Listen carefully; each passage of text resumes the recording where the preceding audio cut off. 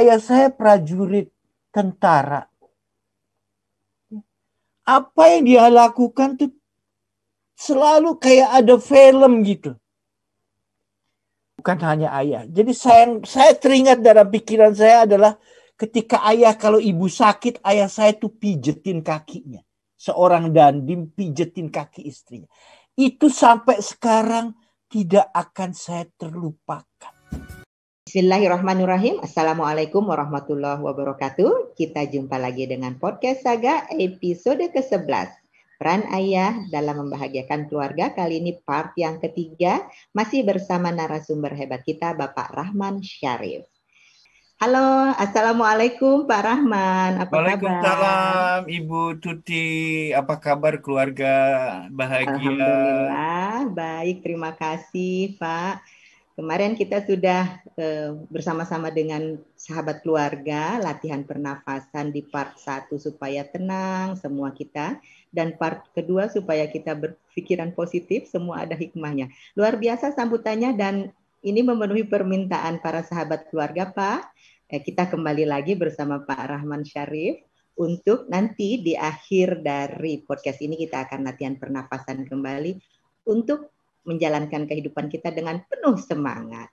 Nah, sebelumnya kita meneruskan bincang-bincangnya nih ya Pak Rahman ya. Ya Bu, silahkan dengan senang hati. Teruskan bincang-bincang yang lalu dan saat ini kita masih ingin menggali lebih jauh lagi hal-hal yang berkaitan dengan bagaimana peran ayah dalam membahagiakan keluarga. Nah, sekarang ada titipan pertanyaan nih Pak dari para viewer kami. Katanya begini, Pak Rahman, tolong dibagikan nih pengalamannya bagaimana supaya anak itu tidak terjerumus pada pergaulan bebas dan juga agar anak itu tidak membangkang kepada orang tua. Nih, silahkan nih Pak Rahman, langsung saja. Ya Ibu, terima kasih pertanyaannya Bu. Teman-teman keluarga yang bahagia, memang jadi ayah itu kayak seni gitu ya. Seni terkadang kita harus tegas, agak kadang kalau ekstrim juga keras. Tapi saya lebih bermain halus dengan anak-anak. Yang agak keras-keras biasanya istri saya itu. Jadi anak-anak itu kalau ditanya sama teman-teman, yang sering marah tuh papa apa mama? Dia sambil ngelirik mamanya terus dia bilang, mama, bukan papa, bukan gitu ya. Jadi indahnya adalah bahwa supaya anak kita jangan ada pergaulan bebas dan lain-lain, itu kita monitor saja Bu. Saya memonitor, tidak terlalu strict memonitornya. Memonitor dan meyakinkan bahwa anak-anak kita tuh bergaul dengan lingkungan yang positif gitu ya. Kalau dia punya hobi foto, bener-bener teman-teman foto. Kalau sekarang lagi sepeda, kita yakinkan juga lagi sepeda. Kalau kakaknya dulu senangnya itu matematik, dia lingkungannya juga bermain matematik dibuat mainan ya. Dan juga kita memberikan wawasan bahayanya, akibatnya dari pergaulan bebas, terutama pornografi juga sekarang ini kan dengan akses gadgets yang begitu gampang, mereka bisa gampang sekali mencapai itu. Itu yang pertama. Jadi kita yakinkan bahwa anak-anak kita itu bergaul dengan lingkungan yang positif. Untuk yang tegas-tegas, saya nggak tahu ya, ini pengalaman saya dan tidak bisa dijadi generalisasi, tapi ibu itu sekali lagi kalau ibu mama itu kalau marah sama anaknya itu tidak tergores gitu ya. Jadi biasanya yang mendekati anak-anak itu ibu dan kita cuma happy aja kalau saya. Yang kedua, untuk saya walk the talk gitu, dari dalam ilmu manajemen itu walk the talk itu kita memberi panutan contoh. Anak-anak sekali lagi saya bilang indahnya anak-anak dan quote-unquote dangersnya anak-anak, dia itu pencontoh unggul dari kita. Kalau kita menunjukkan bahwa kita itu orang baik, dia pasti akan punya panutan. Oh, jadi ayah tuh kayak gini.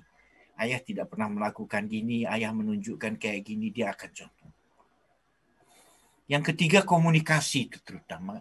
Anak-anak jangan sampai biarkan dia kalau curcol atau curhat tuh ke teman-teman atau keluar lain, ke lingkungan yang di luar. Biarlah anak-anak itu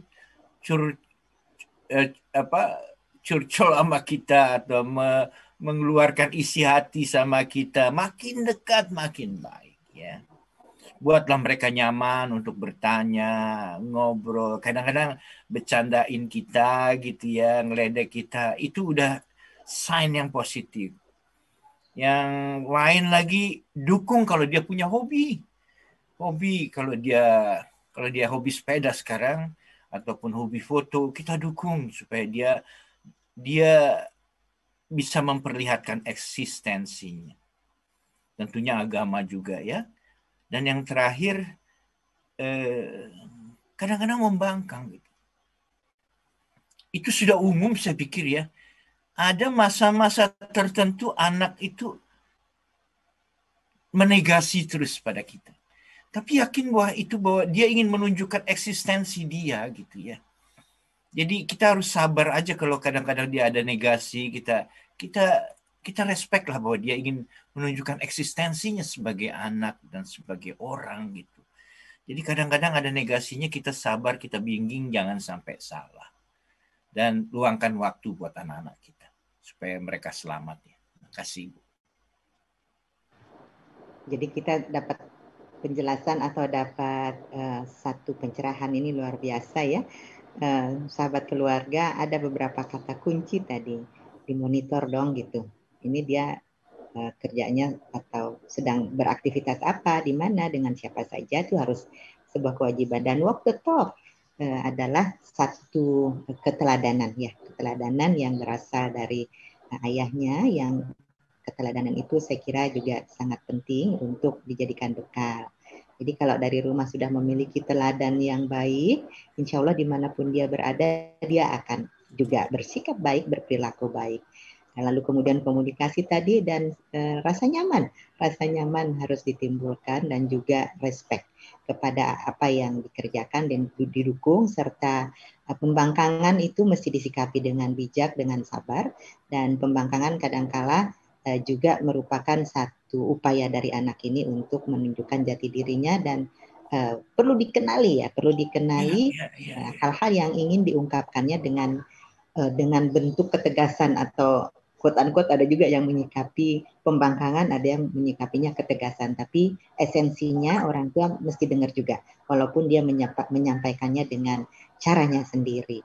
Mudah-mudahan dengan demikian, dengan diramu komunikasi tadi, maka akan ketemu apa sih yang diinginkan dalam bentuk pembangkangan itu, dan kekuatan apa yang ada di dalam ketegasan dan pembangkangan anak ini untuk kemudian dijadikan satu pemicu untuk dilakukannya dan ditemukannya hal positif di dalamnya. Dan tentu cara ada seni ya Pak Rahman dalam menemukan hal positif dan kekuatan anak kita itu sendiri. Terima kasih. Ya, saya sharing, saya anaknya tentara. Ayah saya itu kalau kita datang maghrib telat habis main bola itu, maklumlah anak kolong. Itu dipegangin sama kopel rim itu, begitu masuk disabet. Saya merasakan bahwa satu benar ketegasan itu yang saya pikir ketegasan yang harus kita pegang. Tapi ada sesuatu yang untuk anak zaman sekarang kurang cocok gitu ya, terlalu tegas, terlalu kekerasan gitu. Jadi saya ingin menghindari hal-hal itu. Tahu anak-anak sekarang pun kayaknya gayanya lebih nyaman untuk diajak bicara gitu ya. Terima kasih Bu. Terima kasih. Jadi ada perubahan ya cara, dan juga seiring dengan perubahan zaman, seiring dengan perubahan pengetahuan kita juga para orang tua ya, bagaimana menyikapi anak yang saat ini juga lahir di zamannya. Kita lahir di zaman kita, kemudian anak lahir di zamannya, tentu saja saling harus ada penyesuaian satu dengan yang lain. Terima kasih nih Pak Rahman. Kita beranjak ke titipan yang kedua nih. Pertanyaan yang kedua lagi. Jadi karena yang juga menyaksikan dan melihat kita ini ada yang sudah memiliki keluarga, memiliki anak-anak, ada juga calon-calon pasangan yang akan membentuk keluarga. Jadi bagaimana nih tips-tipsnya, baik kepada pasangan yang sudah berkeluarga maupun pasangan-pasangan yang baru akan membentuk sebuah keluarga, agar ketika berkeluarga dan juga keluarga-keluarga yang sudah berkeluarga ini dalam mengerjakan pekerjaan domestik, apalagi sekarang ini sedang working from home, semuanya not only working, everything is from home sekarang, semuanya dilakukan dari rumah, ya working, ya studying, semuanya dilakukan di rumah, sport juga di rumah, semua aktivitas di rumah. Nah, agar ketika di rumah ini berbagi tugasnya ini menjadi nyaman. Jadi ada di sana nuansa gender equality-nya itu seperti apa nih Pak Rahman? Ibu, terima kasih Bu. Ada dua ya intinya. Satu untuk calon, yang calon kita jawab kedua lah Bu ya, supaya penutupnya itu biasanya para calon-calon pemuda-pemudi ini bisa tegang dulu sebelum dengernya. Tapi yang menarik untuk anak-anak kita adalah kita menanamkan bahwa equity untuk gender di keluarga, Bu ya. Jadi saya mungkin agak ekstrim, tapi saya ingin sharing bahwa sesuatu yang kita lakukan itu, dan saya tes dan saya lakukan gitu. Saya menerapkan bahwa diri saya itu sebagai orang yang untuk keluarga dan fleksibel gitu ya. Saya bukan orang laki-laki seperti ayah saya yang bukan negatif, saya bilang itu zamannya ya. Ayah saya kalau duduk pulang kerja kaki tinggal diselonjorin, anak laki yang namanya Rahman Sarif bukain sepatu larsnya tentara itu yang talinya banyak gitu ya. Begitu datang saya bawain tasnya, dan kemudian ayah saya pokoknya raja lah di situ. Dan saya panutan juga bahwa dia juga sayang istrinya, dia sering kadang-kadang mijetin istrinya gitu. Mama saya itu yang oh ayah saya itu cinta istrinya, cinta mama saya gitu. Jadi saya yakin zamannya mungkin zaman kayak gitu ya. Tapi zamannya saya merubah. Kebetulan saya dahulu besar dan kuliah di Jerman. Ketika lulus SMA saya ke sana. Jadi saya melihat bahwa di keluarga-keluarga itu jarang sekali yang punya AS, asisten rumah tangga, itu jarang sekali. Jadi apa yang saya lakukan demi Allah gitu. Saya pergi ke pasar, Bu. Jadi pada hari-hari tertentu saya pergi ke pasar. Beli keperluan buah, terutama buah, sayur untuk kesehatan kita ya. Terutama juga kadang-kadang saya beli makanan kucing, ikan tongkol gitu ya. Itu yang saya buat tugas saya gitu ya. Jadi saya nggak membedakan ini orang laki-laki atau perempuan, saya nggak bedakan, yang sempat jalan. Kemudian saya juga melakukan memasak, Ibu, nyiapin makanan, kalau bahasa Jawanya itu toto dahar ya. Saya toto dahar gantian sama anak saya yang laki itu ya. Anak perempuan saya juga ikut zaman dulu waktu mereka masih ada di kami.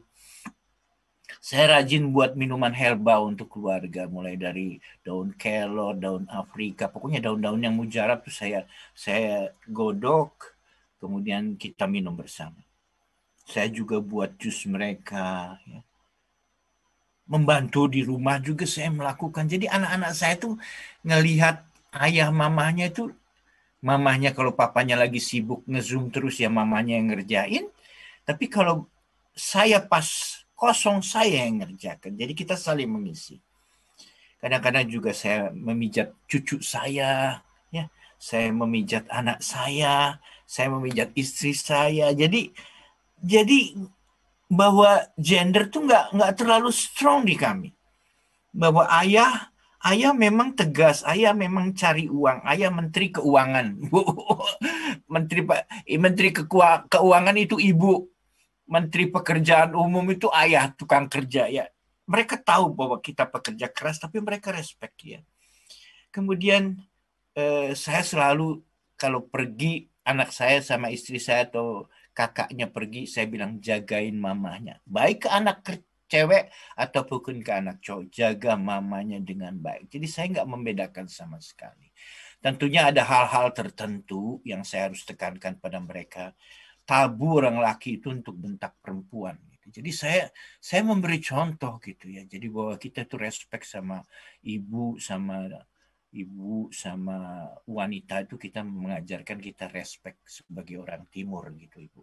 Jadi saya tidak membedakan gender pada keluarga kami, tapi kami menanamkan bahwa kita itu hidup bersama dan harus gotong royong. Kalau orang Indonesia bilang itu gotong royong, dan harus kita tekuni bersama. Itu yang untuk gender. Nah ini yang buat pengantin baru atau calon pengantin baru. Jadi untuk muda-mudi itu saya waktu muda juga nggak gundul kayak gini ya, rambutnya kribo. Jadi ya kalau jabun ribu, kemudian olahragawan, ya kalau banyak pacarnya sih ya, tentunya ya nggak banyak tapi ada beberapa lah ya. Nggak memberi contoh tapi cari pasangan yang benar-benar cinta sama kita gitu ya. Cinta sama kita, sayang sama kita itu bisa dirasakan gitu ya. Sekarang kan udah jangan nggak zaman Siti Nurbaya dilarang untuk PDKT dan lain-lain. Carilah pasangan yang nyaman gitu ya. Jangan merasa yang satu lebih dari yang lain, yang satu ganteng, yang satu cantik, yang merasa lebih. Itu mohon kalau bisa hindarilah. Kalau sudah menikah, itu zamannya setahun sampai 5 tahun tuh kayak wirbelung. Kalau wirbelung tuh bahasa Inggrisnya wave, ya. Ketidakstabilan keluarga ada, tapi yakin setelah 4 tahun 5 tahun itu akan mengerti lah. Kita bisa membayangkan dua karakter dijadikan satu ya. Tapi kalau kita kembali ke filosofi Garwo bahasa Jawa, kebetulan saya orang Madura tapi lingkungan ibu saya orang Jawa.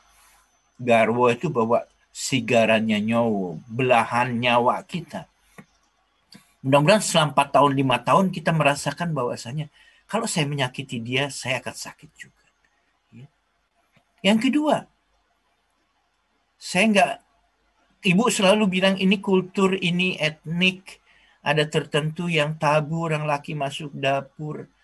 Tapi believe me bahwa kalau kita hidup bersama itu ya kita harus menggendongnya secara bersama, mengangkatnya secara bersama. Nggak bisa istri selalu dibebankan. Mungkin dia profesional juga, bayangin. From the morning dia nyiapin sarapan buat kita orang laki sama anak-anak. Kemudian dia kerja seharian penuh, pulang. Di antara itu dia harus monitor anaknya makan atau tidak. Kemudian sore datang atau malam dia siapin lagi. Jadi saya mohon pada kaum saya yang terhormat, mungkin ke depannya kita harus melihat suatu itu lebih adil lah. Jangan terlalu membebankan pada istri-istri kerjaan-kerjaan. Saya yakin dia akan melakukan juga gitu. Yang sekali lagi bahagia itu kalau kita lakukan bersama. Kalau kita lakukan bersama, dia masak nasi, kita ngangetin makanan. Zaman sekarang saya juga di rumah juga ART juga cuma beberapa jam di rumah, tapi kita melakukan bersama. Ya. Yang terakhir sayangi istri sampai kita tua ya. Makin tua tuh makin sayang loh ya, makin sayang gitu ya. Dia lihat pincang itu kita datengin, kenapa dek kakimu? Iya kemarin jatuh gini. Dengan memijat pun walaupun kita tukang pijat, tapi kalau saya memang senang belajar mijat dari kecil, saya mijat ibu saya gitu ya. Jadi saya senang bahwa orang dipijat itu nyaman gitu ya. Small thing tapi itu nyaman. Sayangi istri kita sampai tua. Dan dipanggilnya gitu ya.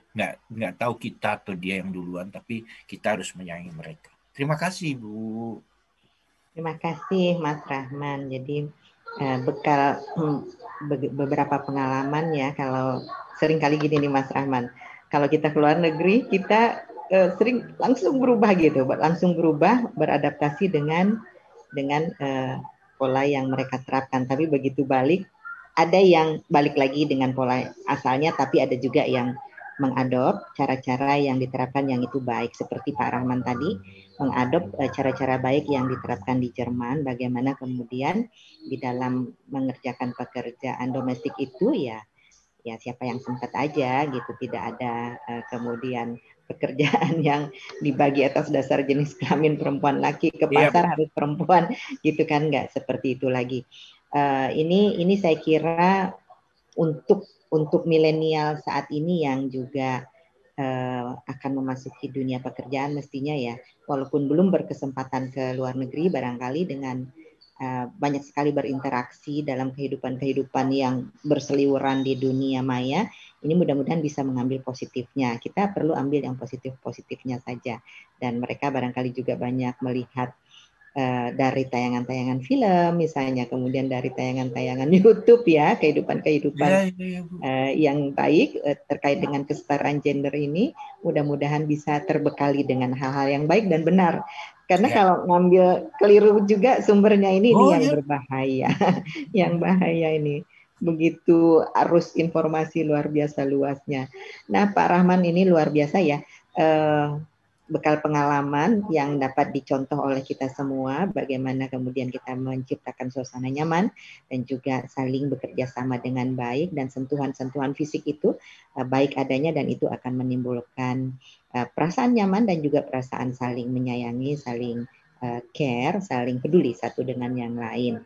Nah, Mas Rahman, kalau di segmen 1 atau di part 1 dan di part 2 kita sudah mengajak nih ya, berbagi kepada para sahabat keluarga ini untuk supaya tenang ya, menghadapi situasi apapun di dalam kehidupan berkeluarga ini. Satu, supaya tenang. Kita sudah di part 1 ini. Part 2 yang baru saja tayang juga kita mengajarkan bagaimana berpikir positif. Semua ada hikmahnya. Nah, di part 3 ini Pak, mudah-mudahan kita masih terus bisa menyebarkan kebaikan kepada para sahabat keluarga dengan menyemangati. Kalau sudah tenang, sudah berpikir positif, mengambil hikmah dari setiap kejadian yang ada, dan sekarang yuk bangkit bersemangat untuk aktivitas-aktivitas yang bermanfaat, aktivitas-aktivitas yang positif, yang baik tentunya. Minta tolong lagi nih Pak Rahman. Ini banyak juga nih permintaan. Katanya jangan diputus-putus dong. Ininya latihannya mesti berlanjut. Nah, yuk kita lanjutkan. Kita lanjutkan. Silahkan Pak Rahman, silahkan. Mungkin dari yang belum ketemu, baru pertama saya dari Merpati Putih, Indonesia, budaya bangsa Indonesia yang harus kita jaga.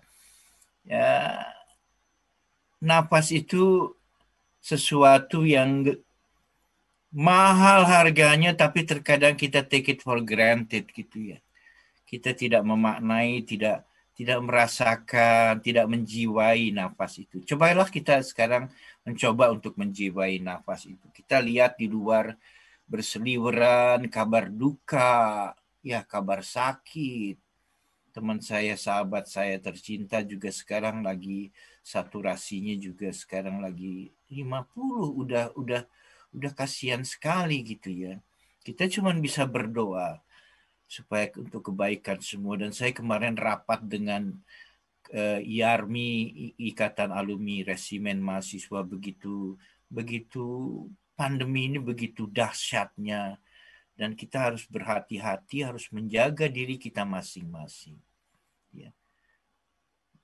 Not the strongest, not the genius who can survive, tapi orang yang merubah dirinya gitu. Jadi kita harus merubah diri kita menjadi orang yang bersih, baik fisik maupun pikiran ya. Jadi kita mencoba sekarang, tadi kita bicara kehidupan sehari-hari, sekarang kita berdoa untuk menikmati nafas kita ya.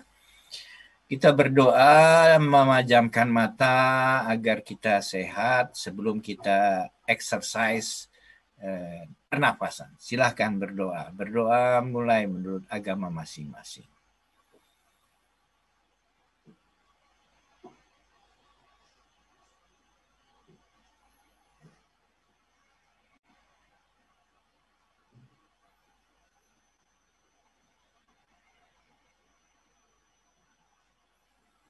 Selesai, kita kembali lagi untuk menenangkan diri kita pakai nafas halus lagi. Sebetulnya banyak macam-macam nafas, karena waktunya yang terbatas saya tidak memberikan semua, tapi yang basic yang bisa menenangkan kita. Kita nafas halus, tarik dari hidung sedalam-dalamnya ke rongga hidung, kemudian keluarkan dari mulut dan bunyinya sama halus, lidah di antara dua gigi atas sama bawah ya. Nafas halus itu dibagi 4 sekali lagi supaya teman-teman sebelum tidur, ini biasanya yang nyaman kalau sebelum tidur kita lakukan, nanti kita bisa lelap tidurnya tenang sekali. Nafas halus, kita mulai dari kepala, bersihin kepala intinya, kemudian pundak dan tangan, kemudian dari leher sampai pangkal paha, dan yang terakhir keempat dari pangkal paha sampai kaki. Intinya kita bernapas, mengimajinasikan bahwa air bening, air dingin, air nyaman membasuh organ kita semua. Ya, mata dipejamkan, tangan begini taruh di atas paha, badan tegap, tarik napas, kita bersihkan kepala. Tarik hidung dalam-dalam, buang napas. Kepala kita bersihkan. Tarik hidung dalam-dalam, keluarkan. Tarik napas lewat hidung dalam-dalam, kita bersihkan otak kita, kepala kita. Tarik napas, imajinasikan air bening, air bersih membersihkan kepala kita, organ di kepala kita, otak dan lain-lain.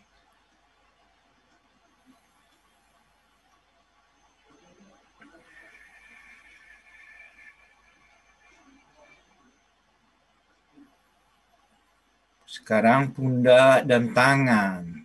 Tarik napas lewat hidung dalam-dalam, buang napas. Tangan ini yang bekerja untuk kita. Kita sayangi, kita bersihkan tangan ini.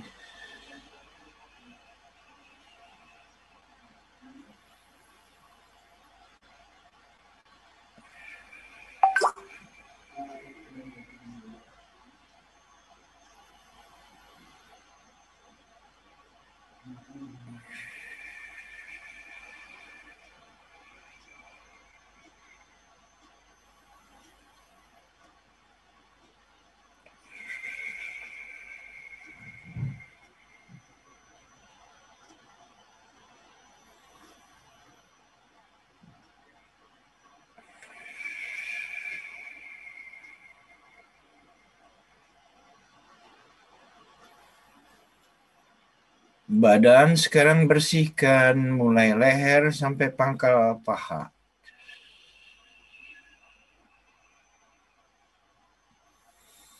Tarik nafas dalam-dalam, buang seperti air dingin, buang penyakit di dalam tubuh kita.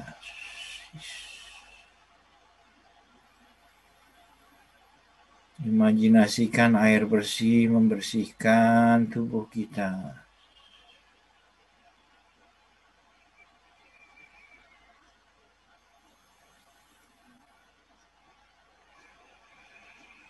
Sekarang bersihkan kaki.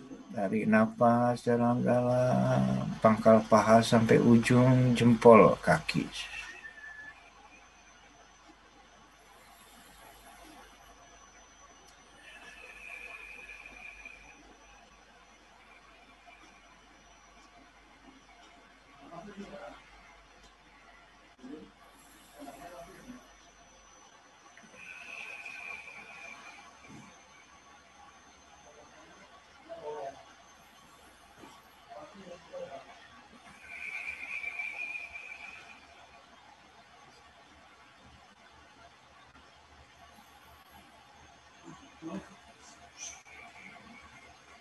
Sekarang dibersihkan keseluruhannya dari kepala sampai ujung kaki langsung. Tarik nafas dalam-dalam. Imajinasikan air bersih membersihkan tubuh kita keseluruhannya dari kepala sampai kaki.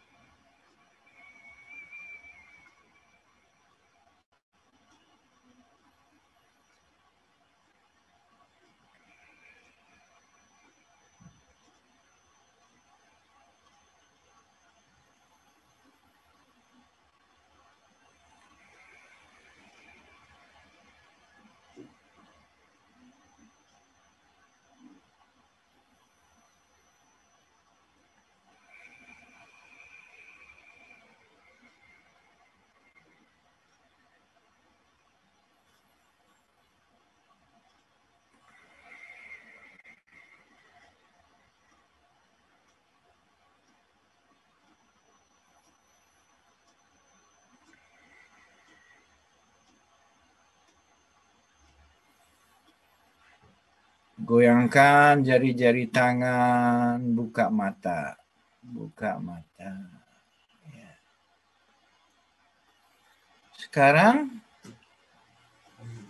kita coba menahan napas. Jadi nanti ada 2 step. Yang kedua nanti napas kering.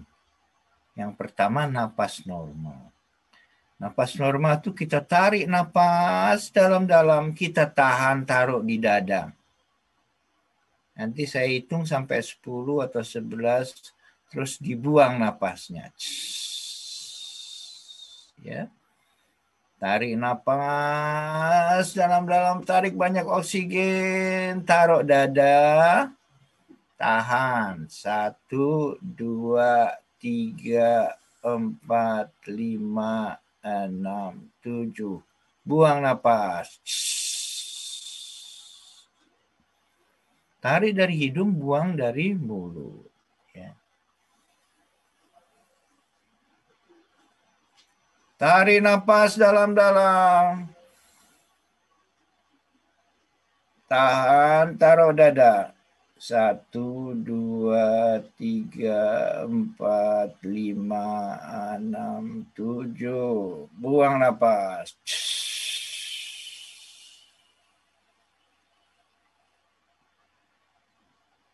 Tarik napas dalam-dalam lewat hidung. Lebarkan rongga hidung. Tahan, taruh dada.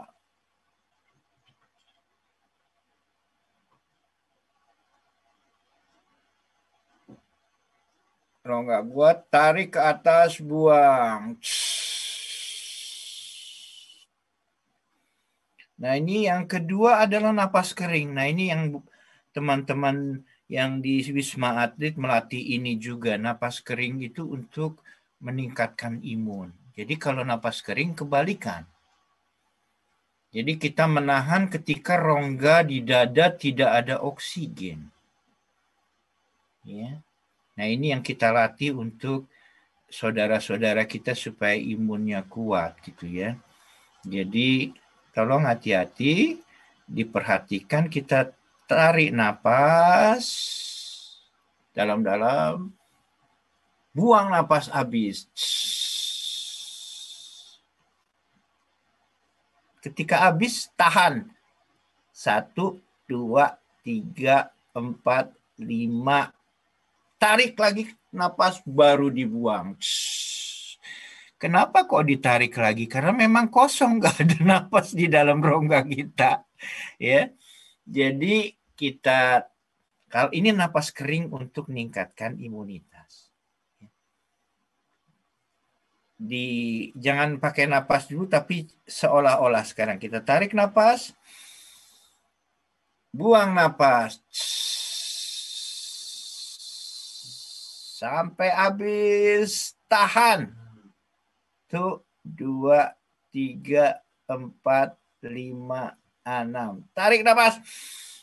Buang napas.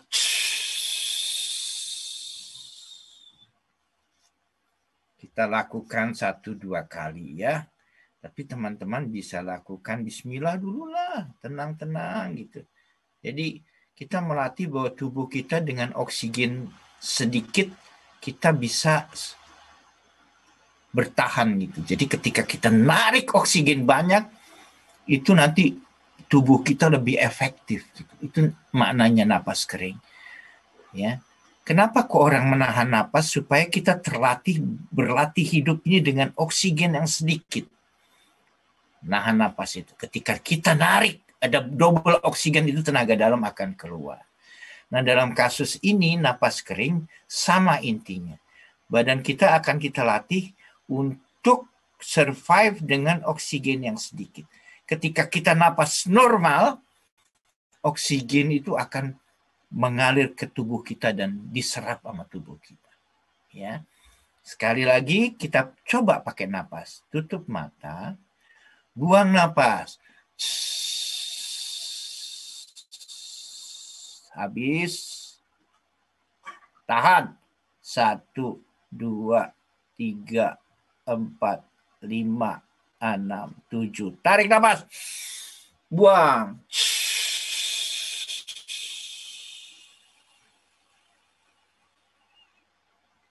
Itu napas kering. Ditenangkan napasnya 2 kali lagi. Ya, bismillahirrahmanirrahim. Buang napas. Habis. Tahan. 1, 2, 3, 4, 5, 6, 7. Tarik. Napas, buang.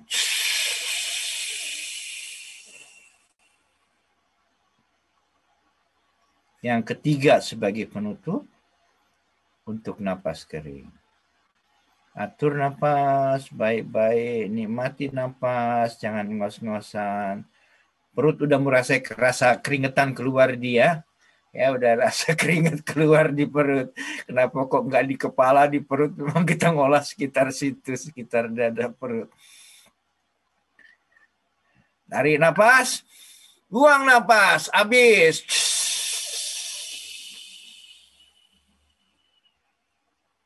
Habis, tahan.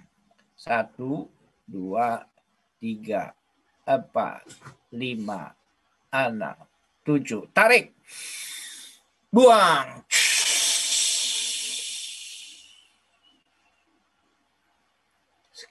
Ya, terima kasih. Itu napas kering itu maknanya tubuh kita akan dilatih survive dengan oksigen yang sedikit. Jadi begitu kita narik napas normal, tubuh kita akan kerasa nyaman. Itu prinsipnya napas kering. Oke, kita tutup mata, kita self-talk. Self-talk agar kita semangat dalam menghadapi cobaan yang berat ini. Saya bilang berat, tapi challenge, bukan beratlah, challenge. Only the fittest survive. Jadi hanya yang kuat yang akan survive. Bukan karena kuat strongestnya, bukan karena intelektualnya, bukan karena dia smart, tapi bagaimana dia change. Sekarang kita men-change diri kita. Kita menikmati hidup. Mindsetnya kita bilang bahwa kita sehat, kita kuat, kita semangat. Ya, kita pejamkan mata, kemudian nafas halus.